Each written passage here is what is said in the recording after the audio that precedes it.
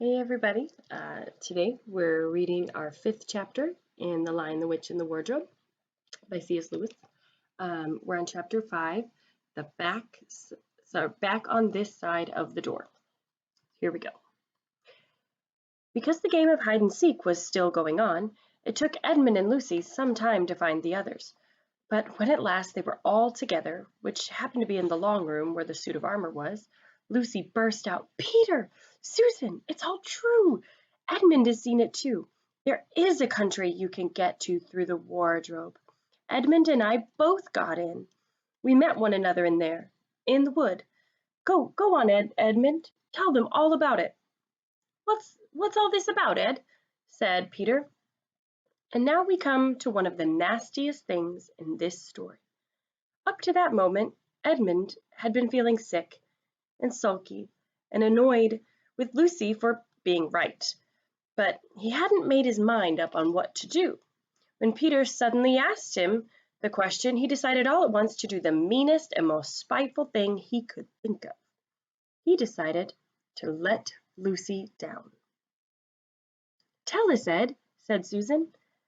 And Edmund gave a very superior look, as if he were far older than Lucy. There was really only a year's difference. And then the little snigger said, "Oh, yes, Lucy, I have been playing and pretending that all her story about a country and the wardrobe is true, just for fun, of course. There's nothing there, really." Poor Lucy gave Edmund one look and rushed out of the room. Edmund, who was becoming a nastier person every minute, thought that he had scored a great success, and went on at once to say, "There she goes again. What's the matter with her? That's the worst of young kids. They always—" "Look here," said Peter, turning on him savagely. "Shut up. You've been perfectly beastly to Lou ever since she started this nonsense about the wardrobe, and now you go playing games with her about it and setting her off again. I believe you did it simply out of spite." "But it's all nonsense," said Edmund, taken very aback. "Of course it's nonsense," said Peter. "That's just the point. Lou was perfectly all right when we left home, but since we've been down here, she seems to be either going queer in the head or else turning into a most frightful liar. But whichever it is, what good do you think you'll do by jeering and nagging at her one day and encouraging her the next?" I thought, said Edmund, but he couldn't think of anything to say. "You didn't think at all," said Peter. "It's just spite. You've always liked being beastly to anyone smaller than yourself. You've seen that at school before now." Don't stop it," said Susan. "It won't make things any better do stop it," said Susan. "It won't make things any better having a row between you two. Let's go and find Lucy." It was not surprising that when they found Lucy a good deal later, everyone could see that she had been crying.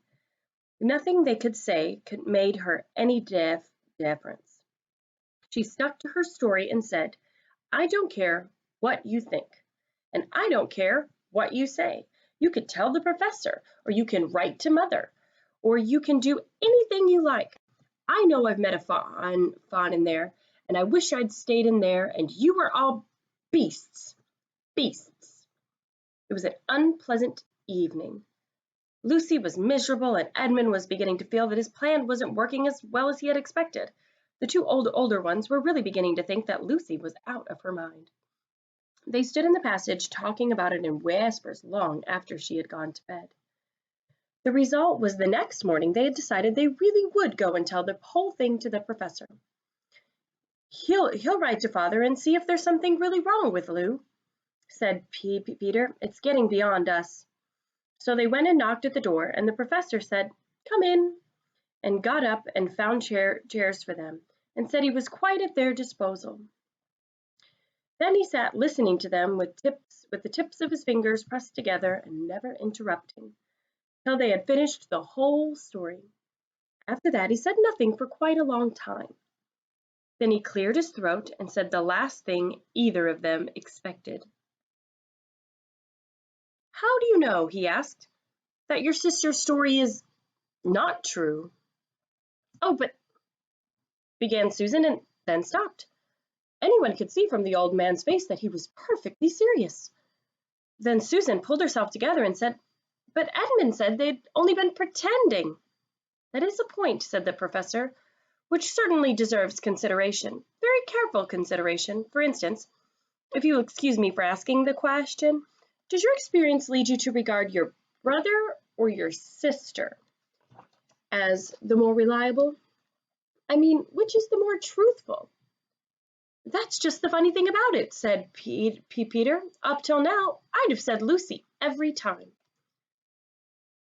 "And what do you think, my dear?" said the professor, turning to Susan.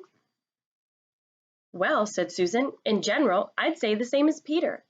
But this couldn't be true, all this about the wood and the fawn." "That's more than I know," said the professor.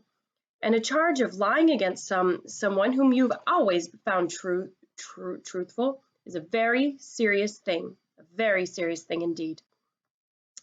"We were afraid it might even be lying," said Susan.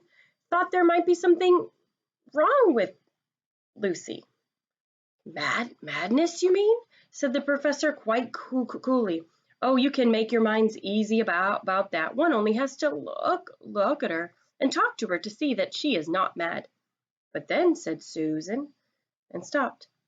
She had never dreamed that a grown-up would talk like the professor, and didn't know what to think. "Logic," said the professor, half to himself. "Why don't they teach logic in these schools? There are only three possibilities. Either your sister is telling lies, or she is mad, or she's telling the truth. You know she doesn't tell lies, and it is obvious that she is not mad. For the moment then, unless any further evidence turns up, we must assume that she is telling the truth." Susan looked at him very hard and was quite sure from the expression on his face that he was not making fun of them. "But how could it be true, sir?" said Peter. "Why do you say that?" asked the professor. "Well, for one thing," said Peter, "if it was real, why doesn't everyone find this country every time they go to the wardrobe? I mean, there was nothing there when we looked. Even Lucy didn't pretend there was." "What does that have to do with it?" said the professor. "Well, sir, if things are real, they're real all the time." "Are they?" said the professor, and Peter didn't know quite what to say. "But there was no time," said Lucy. Lucy had no time to go anywhere, even if there was such a place. She came running after us the very moment we were out of the room. It was less than a minute, and she pretended to have been away for hours." "That is the very thing that makes her story so likely to be true," said the professor. "If there really is a door in this house that leads to some other world, and I should warn you that this is a very strange house, and even I know very little about it. If I say she had got into another world, I should not at all be surprised to find that the other world has a separate time of its own. So however long you stayed there, it would never take up any of our time. On the other hand, I don't think many girls her age would invent that idea for themselves. If she had been pretending, she would have hidden there for a reasonable amount of time before coming out to tell her story." Here's the children and the professor.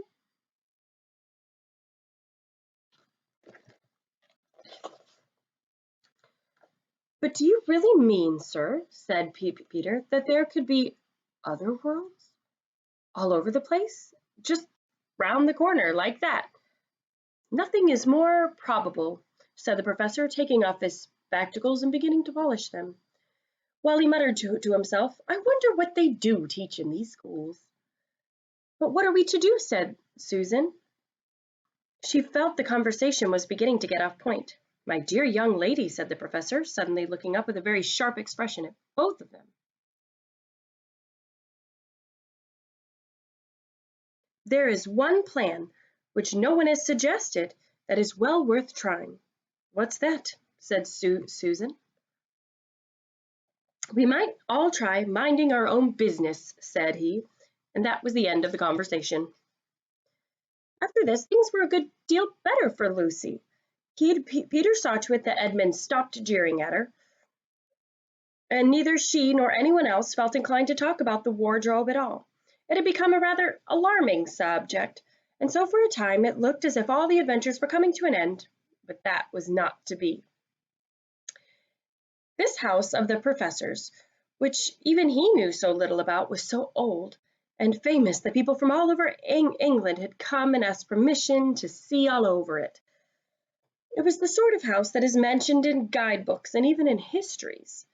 And well, it might be, for all manner of stories were told about it, some of them even stranger than the one I am telling you now.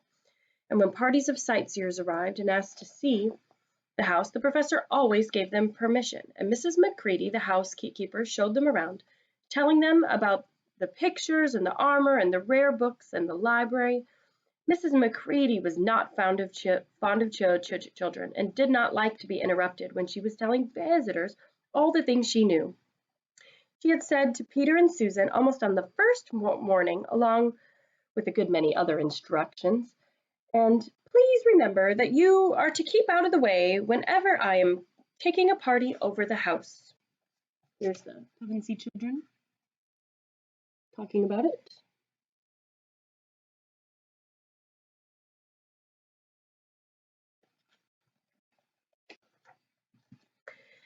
Just as if any of us would want to waste half a morning trailing around with a crowd of strange grown-ups, said Edmund, and the other three thought the same. That was how the adventures began, the second time.